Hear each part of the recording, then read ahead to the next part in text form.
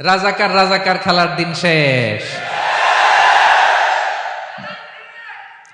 মন মতো হইলে মুক্তিযোদ্ধা, মন মতো না হইলে রাজাকার, এই দিন শেষ। ওই দিন আর নাই, এই কার্ড দিয়ে আর খেলার দিন নাই।